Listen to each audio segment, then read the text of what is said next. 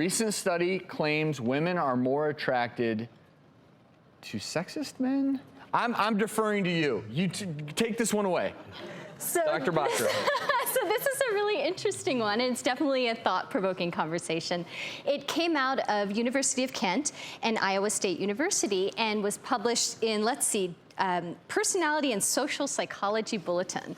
And so what they did was they had a great bulletin. Yeah, I don't get that regularly, so but at any rate, the premise of the study is they had 5 study groups of women, between 104 and 233 women, and they asked them questions about the attractiveness of men who either practice this well-meaning chauvinism, which was sort of defined as what we call benevolent sexism, and that's not hostile. It's not that women are inferior, but it's more of the vein that women are fragile and they need to be protected, versus treating them completely as equals.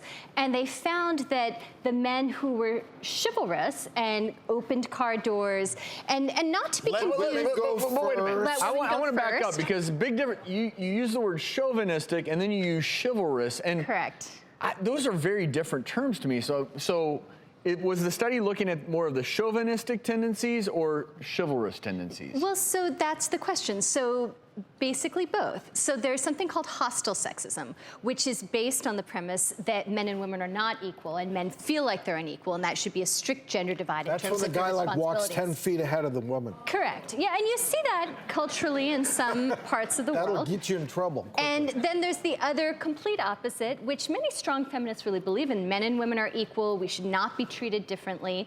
And then there's this sort of well-meaning, which means sort of kind and benevolent. Like, they're not doing it because they think women are inferior. They just think that they need to be taken care of. They're a little bit fragile. Let me carry that bag for Correct. you. Let me carry that suitcase. Let me put that up for you. Let me whatever. So the interesting finding from the study is that even strong feminists who self-identify men and women are equal consistently rated the men who had this well-meaning sexism as more attractive, time after time.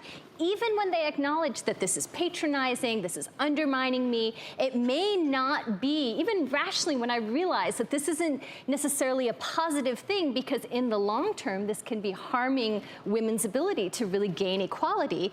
Even when they recognized that and they said they were strong feminists, time after time in the study, they kept identifying those men as more attractive. So the study shows that even amongst feminists, women want this. It makes them feel good. They almost expect it, right? Well, so the thought about the study authors, the way they rationalize this is that evolutionarily, women are hardwired to look for mates or spouses who will provide, who will commit, who will protect. Keep them safe. Yes, and for their offspring, more importantly. And they felt that even when rationally you feel like, you know, he's really kind of patronizing me and this is sort of undermining, hardwired, you may still say, but he's probably going to take care of my kids.